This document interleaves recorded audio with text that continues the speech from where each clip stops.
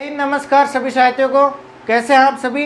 तो आज हम बात करेंगे सिंधु जल समझौते के बारे में, जो कि पहलगाम हमले के कारण समझौते को कैंसिल कर दिया है हमारे प्रधानमंत्री जी मोदी जी के द्वारा। ठीक है, तो ये सिंधु समझौता के बारे में पहले क्या संधि हुई थी उसके बारे में बात करते हैं, क्या कैंसिल किया है। तो ये कागजों के रूप में एक है जो कि वास्तव में तो पानी नहीं रोक सकते हैं, क्योंकि इतना एकदम पानी रोकने के लिए पॉसिबल नहीं है, बट जो भी रोका है वो रोक सकते हैं।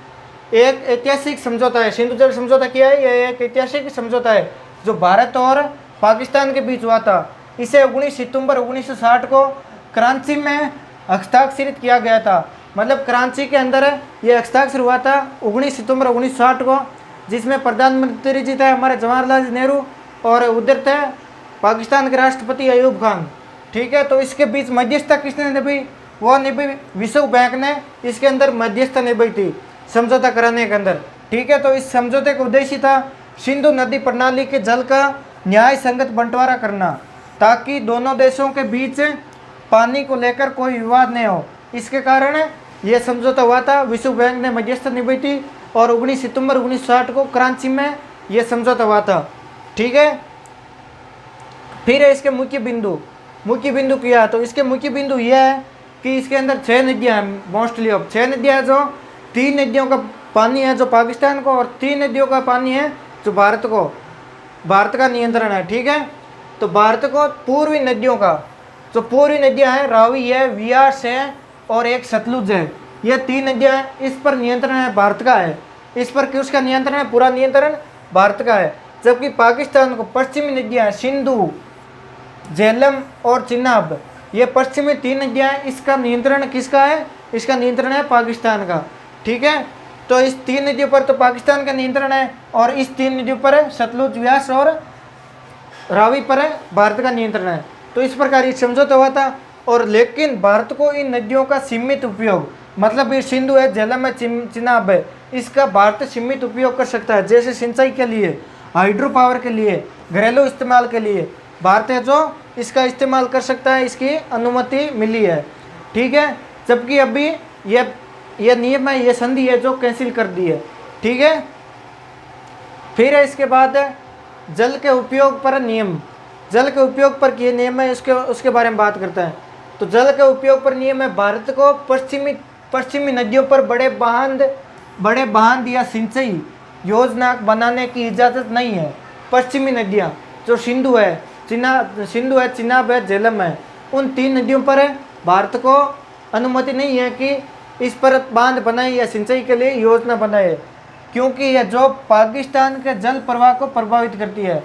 इस पर हम भारत बांध बनाए या सिंचाई योजना शुरू करें तो पाकिस्तान के जल पूरा प्रभावित होगा, क्योंकि पाकिस्तान पास का जल पूरा नहीं पहुंचेगा। ठीक है, अगर कोई विवाद होता है इस पर तो पहले बातचीत, फिर विशेषज्ञों की सीमित, और अंत में अंतर्राष्ट्रीय अदालत जैसी प्रक्रिया तय की गई है। ठीक है, अंतर्राष्ट्रीय अदालत पर इसकी विवाद का निपटारा किया जा सकता है, वरना निपटारा नहीं होगा।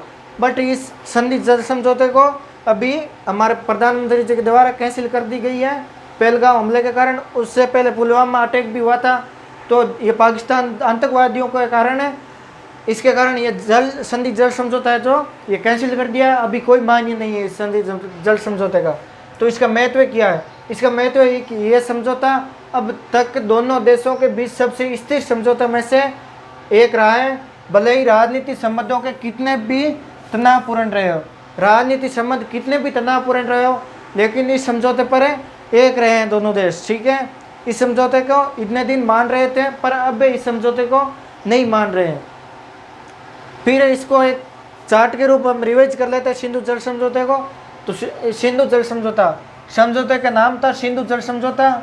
हस्ताक्षर तारीख थी 19 सितंबर 1960 को इस पर हस्ताक्षर हुआ था, और हस्ताक्षर करता थे भारत के प्रधानमंत्री जवाहरलाल नेहरू और पाकिस्तान के राष्ट्रपति थे अयूब खान। और मध्यस्थता, इसके बीच मध्यस्थता किसने निभाई, वो निभाई थी विश्व बैंक ने।